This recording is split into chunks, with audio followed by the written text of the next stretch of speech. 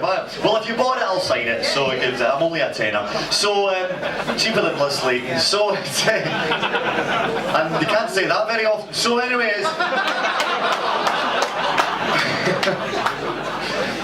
And one of our stewards tonight or this Saturday is semi-famous. Where's Andy? Where's Andy Smith? Andy Smith of the BBC show Rocket Science is one of our stewards. If you saw it, he was clearly no one did, but he's been on telly more recently than most of the guests are in today. So there you go. So.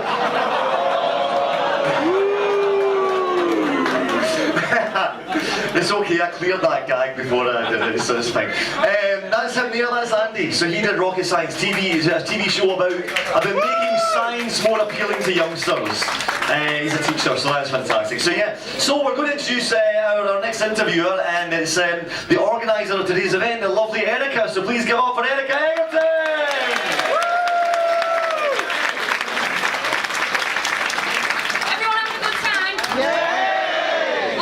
Late, great, isn't it? Anyone drunk yet? Right. My next guest is flew halfway around the world to be here. Ladies and gentlemen, Mr. Mark Strickson.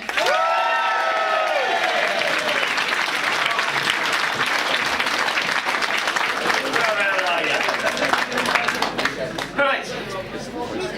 Okay, Erica, your turn. No, lovely to be here, lovely to be here. I was in Blackpool yesterday. By midday in Blackpool, people were starting to take their clothes off, so feel free, you know. There were 3,500 young farmers, and do they know how to party. So yeah, no, lovely to see you. Lovely to see you. Thank you. Are you a bit jet lagged? No, I'm not jet lagged, I'm baby lagged, because we come from New Zealand about 7 days ago, and we've got a 6-month-old baby, and you try explaining to a baby that midday is midnight, it doesn't work, alright? So we're on 1 hour in a row sleep for the first 4 days. We're on about 2 hours on the, you know. So yeah, that's why I look so old these days. So have you caught any of the new series? Yeah, no, it's great. Yeah, as my mother said, I came back to England and my mum said, seen any of the new series? And I said, yeah. She said, oh, isn't it fantastic? It's much better than when you were in it. You know, Mum, they spend some money on it now. It's not done for a bag of crisps and half a pint of bitter. No, it's, I've just done just 18 months ago, Peter and I did a commentary for the new version of Enlightenment, the one with Linda Barron, with the ships going through space. And they've redone the special effects on that. And the special effects for one episode of the new version cost more than all 4 episodes cost originally to make. That puts it in some comparison about how little we were making Doctor Who for. And that's one reason John Nathan Turner got the gig. They were going to pull Doctor Who anyway, and John Nathan Turner basically said to the BBC, I can make it for less than you think anybody can make it for. And he did. So you can... Almost killed us in the process. Yeah, it was interesting. So should we go back to the beginning? How did you get to the role? Back to the beginning, how did I get the role? Well, I was not right to the beginning, not to the 1800s when you were born. Forward on. Mine's a pint. I've got one. I haven't got one. No, I was cheeky. I was in a soap opera called Angels. And I played Charlie, a broomy ambulanceman. I ate a lot of cheese on toast. And I had a girlfriend called Alison. And we used to talk about having coffee at Caish down the new cafe. This opened downtown. And it was, it was interesting. My mother, after 3 years at RADA, my mother said, I don't understand why you can't talk properly on television, Mark. I did explain to her I was in a broomy soap opera, so that would explain it, wouldn't it, Mother? So anyway, I was the ambulance driver's sidekick, Cherry, and I can't remember what his name, but Al Ashton was the actor, and he got really ill. So Julia Smith and Tony Holland, who went on to create EastEnders and who created Angels, decided that they'd write me in as the lead on Angels without asking me. So they wrote me in as the lead and then proudly announced that here was a 3-year contract for me to sign. Well, I wasn't sure I wanted to do 3 more years of Angels, so mind you, I mean, you don't knock the money when you're like 23, 3 years on a soap opera.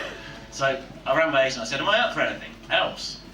And she said, yeah, you're up for a part in Doctor Who, but they're not seeing anybody for like 6 weeks. So, because I was in the BBC, I was able to find out where John Nathan Turner lives, and I went and knocked on his door. And I said, you don't know me, but I'm Mark Strickson, I play Terry in Angels. So John, you knew who I was. And I said, I'm up for a part called Turlo. I don't suppose I could read for it. And I went in, read for it, you got Eric Saywood in, and they gave me the job. So there we are, be cheeky. Being cheeky gets you falling. And on the same day, I got a part in Juliet Bravo as well, playing a sort of well, he ransacked Jean Boat's house. She was the mother in Bread, right? And broke windows, and he was a horrible little character. So I did that as well. So you got the part by being cheeky with John Nathan Turner. Yeah, so yeah. Bit of guts. You dirty minds in this audience. Terrible. I don't do anything like that. Right. So when you arrived on set for the first, what did you think when you arrived on set for the first time? Well, I thought two things. I thought I couldn't imagine that you could make television so quickly. Because even on Angels, we would get a second take. There were no second takes on Doctor Who. They pushed so much through, and that's because, okay, they were only making the same volume of material as you would on a soap opera, but there are technical problems. So the actors had to get it right every time, and if something technically went wrong, you got another go at it. Well, the technical guys got another go at it, but you literally did not get a second take. So, you know, I remember we were in, it was, I think, I can't remember which one it was, but Peter, Janet and I leapt out of this cave, bang, and there was supposed to be an explosion. Nothing happened. So we just turned around, went back in the cave. And we had the production manager say, right, on we go, next scene. And Peter said, excuse me, can I talk to the box? I don't know whether you know, but there was no explosion. We didn't react in that. And they said, no, don't worry, we'll lay the explosion on afterwards. You look fine. Never did it again. You just did bang on.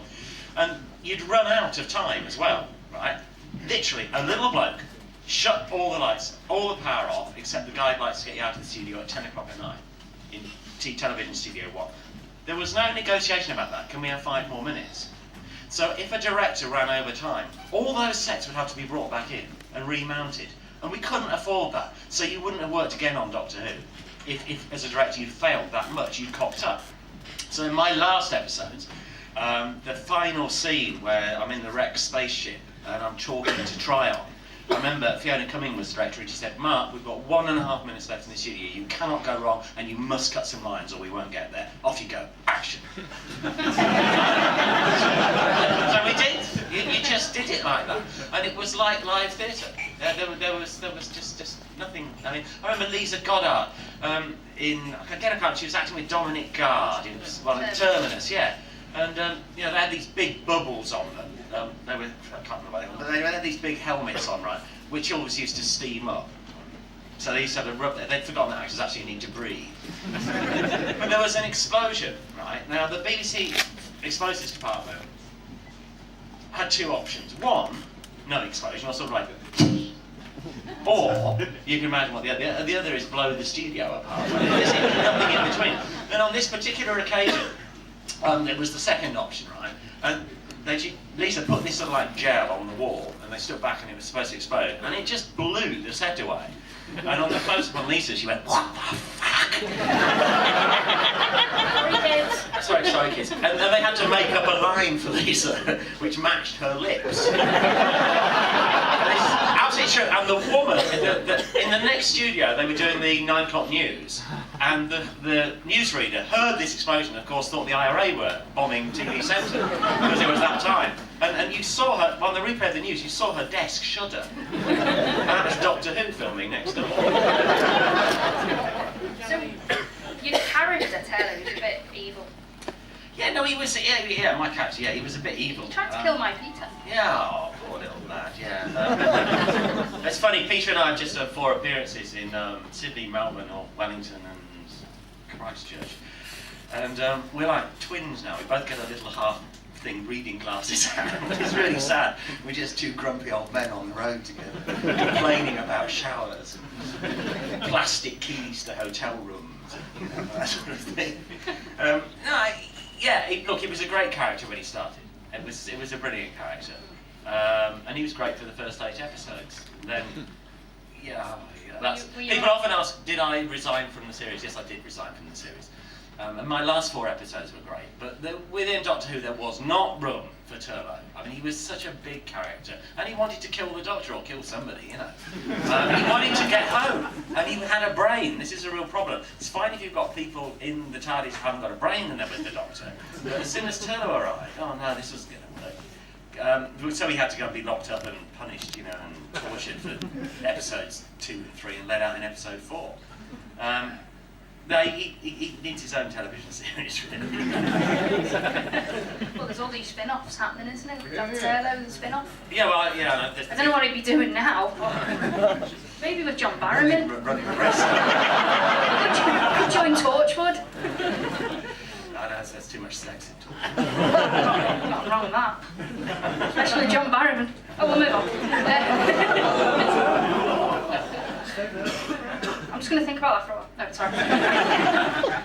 I've lost my thread now. Right, were you unhappy though with the way your character went? No, it's just there isn't real much. You got the Doctor and the girl assistant. You've got the baddie of the week. Well, you don't need any more. That's it. That's how Doctor Who works. If it works, don't fix it. What story did you most enjoy working I on? most enjoyed my first story because I had the most lines in it. That's a serious thing, right? Why do actors look at a script and see how many lines you've got, right? Because you've got to remember that when you're working in a studio, it's all shot out of order, right? So you just do scenes all over the shop, right? If you've got 3 scenes in a day and you're in at 8 o'clock in the morning and working till 11 o'clock at night, which is when studios work, and you've got 3 scenes, you sit around having coffee and sandwiches and getting bored, and you get 1 scene. Then you sit around for another 4 or 5 hours, get bored and have coffee and sandwiches, and you do another scene. It's almost impossible to act well under those circumstances. Whereas if you've got a big part, you're on studio all the time, and you're hyped up, and you're in character, and it's easy.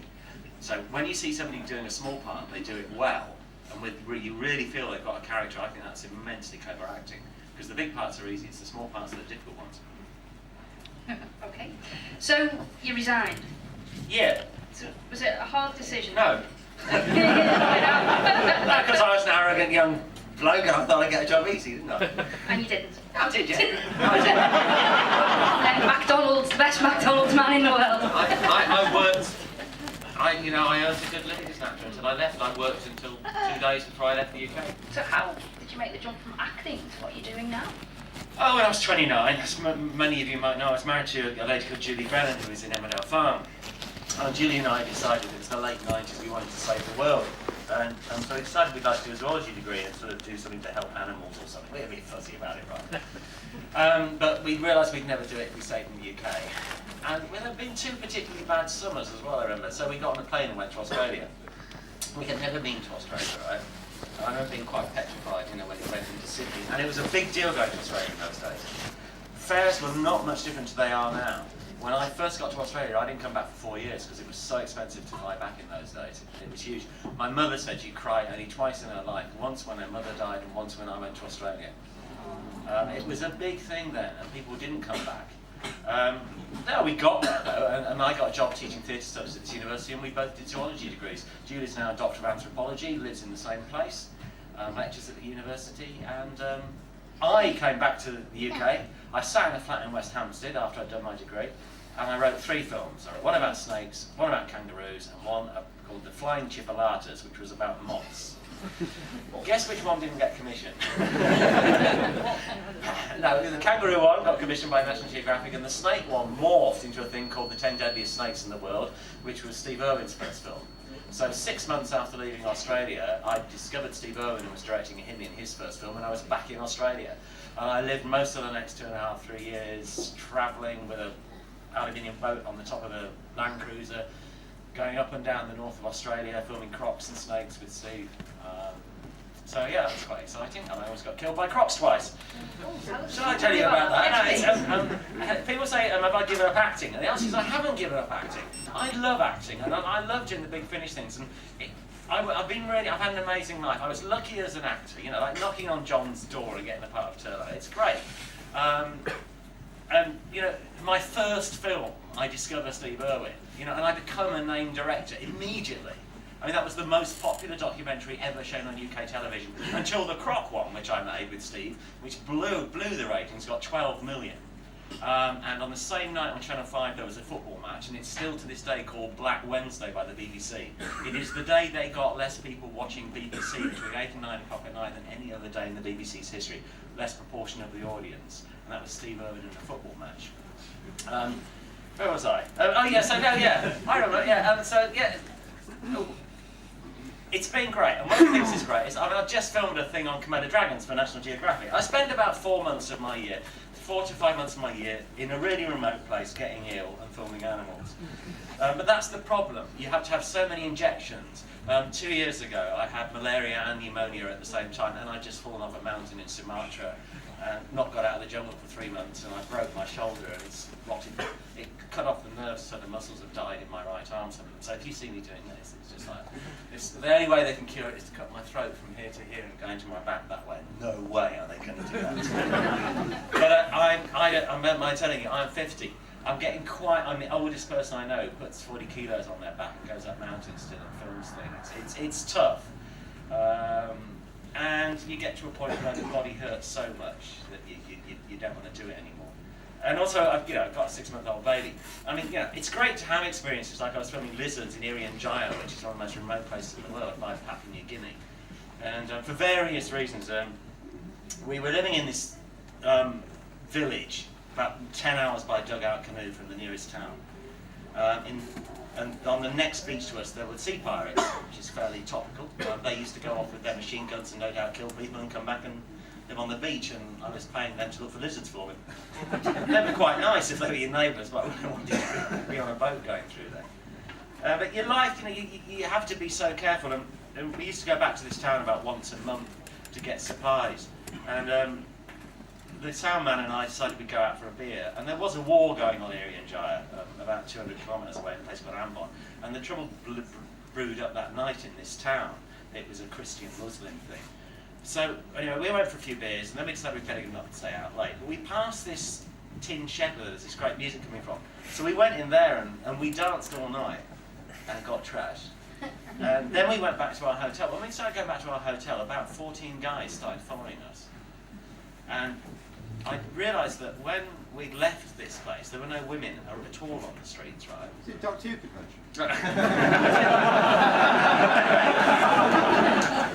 These guys were obviously after our bodies, to put it politely. And we ended up running for our hotel in inverted commas. And the hotel was a building with burnt out windows and things, and a man with a gun on the door.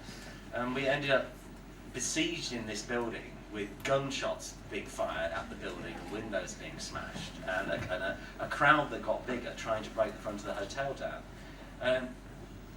We got out very early the next morning and got back in the dugout canoe and went up the jungle again.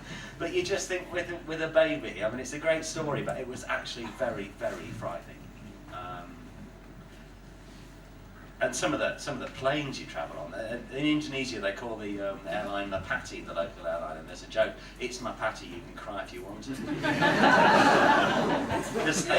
They hardly get off the ground, some of them. But no, crocodiles, okay, how did crocodiles kill me? Right, I wasn't with Steve, I was actually doing some croc filming on my own. I had two things. Me and the cameraman were in a tent filming crocs in a marsh on the north of Australia. And it was just ridden with mosquitoes, and you get dengue fever up there, which is, it basically makes you give up the will to live for about 2 years of your life until it gets out of your body again. It's a horrible thing. And you can't work, do anything. So you don't want to get bitten by mosquitoes. So having been bitten by hundreds of them, we pitched a tent on this marsh. And what we're trying to do is we're trying to film a crocodile, go up to her nest and scratch. What they do is they hear the little ones in the eggs and they scratch the nest. And they help them out of the big pile of earth that they built. So we'd been there about 27 nights trying to film this, and for some reason this croc, who we knew should have gone in, hadn't gone in. But on this particular night we were sitting there, and the tent was shut, and we put microphones all around the marsh so that we knew where the crocs were. So the croc couldn't take us by surprise. Unfortunately, one came from behind and came on to the top of the tent. So there we are underneath a 20-foot crocodile. So what do? Shit yourself. You don't actually at the time. But we cut the tent at the back and pushed the croc off and got out the back of the tent and went across this marsh in pitch black where there were other crocodiles for about, only the distance from here to the bar, but we could easily have walked on a croc on that. We got into the back of our Jeep and we went back to this Aboriginal settlement we were staying in and lay on our concrete floor for 3 days and just shook. It was horrifying. We could have been killed then. The other one was even worse. Crocodiles, when they fight, bash their heads together. And the bigger the head, the bigger the noise it makes, because they've got a brain the size of the end of my little finger. Literally. The rest is a casing, right? So if you've got a big head and you smash it against somebody who's got a small head, they get this hugely resonant sound. They think, God, geez, that's a big croc, I better get the hell out of here. So when you're filming crocs, you take a big bamboo pole with you, which is hollow. On the principle that if you are actually going to be attacked by a croc, you hope it never happens. But if you are, you look it in the eye and you smash it on the head with this pole, and it hopefully thinks you're a big crocodile and backs off. So I was going to, my cameraman and sound guy, I had a sound guy with me for some reason, were filming, so I left them filming crocs, and I decided to go on my own and explore up this billabong, this small lake, because I thought it might be pretty up the other end and we might get something nice. And on the way there's a sandy bank and there's a lizard nest that's been dug out with eggs, and it looks like it's been done some time, so I go up to have an investigate, and a female croc comes straight out the water at me. And she's motoring, 20 miles an hour. So I would be dead unless I whacked her on the top of the head, which I did. And she stopped, and then you back off. And she didn't come any further, and I got back. But again, I still have bad dreams about it. And if I hadn't hit that croc, then she would have killed me, and nobody would have known what had happened, because she'd have just dragged me into that billabong, and I would have just been another one of those people who was lost, alone, in the north of Australia. It was... And this is what you do for a living? That's what I do. I've recently done Komodo dragons, right? So if you see film on National Geographic, especially on Komodo dragons. And Komodo dragons are pretty lazy animals, but they do kill you. But you've got to get them in position, right? So I said to my cameraman, you don't get any, it was the breeding season, we wanted to get a male and female together. A bit like Doctor Who fans, I suppose. It takes ages if you can give them a bit of help. Yes? And the actors. But so anyway, there's this male, and he's a bit shy, right? And he's about half a mile away. So I filled this trainer full of rotting fish, training chute, and I put it on a piece of rope, and I chucked it at him, right? And then they'll run after you, right? Because they just get worked up by the smell, right? So I said to the cameraman, you stay there, get the shot of the male coming in, right? So I'm running, and they can move. I'm running with this man-killing 20-foot lizard following me, and he's not there by the camera. I go, Stephen, where the fuck are you? And he comes running back, and he does actually get the shot of the male going in. And that was really sweet, and they did the whole thing. It was really nice. They're really gentle when they mate. They scratch each other and give each other massages. It's really cool. So I said to Stephen, I said, where the were you? And said, oh, there were these two really colourful little birds I went to have a look at. What? See, he happened to be a good friend of mine, but he can be a prat. We got there, it hadn't rained on this island called Rincott, for 2 years, right? And so, a toilet, in inverted commas, hole in this bamboo hut on stilts that we were living in, right, would have been a toilet if you'd had a bucket and some water. So I said to Stephen, for whatever you do, don't have a shit. Because if you have a shit there, the dragons will smell it and they'll all start hanging around. And we don't need that, mate. What does he do? Next morning, I wake up, there's 3 dragons looking at me. Stephen, come here! You've had a shit, haven't you? And so, so anyway, a few stories. Sounds very good. I'm in shock. The Komodo dragons, the only danger. This is a story about John Nathan Turner. The only danger with Komodo dragons. Mark, explain how we've gone from. I'm about to tell you the story, and then you'll understand. Right? Okay. So anyway, the worst thing is they're really camouflaged. So if you get up in the morning and you're a bit woozy, right, you can trip over them, which is a really, really deeply bad idea. I remember waking up when we were in Lanzarote filming my last episode. And I think we had a big night down the Pig and Stronghill, wherever the night got from. And John was a great producer.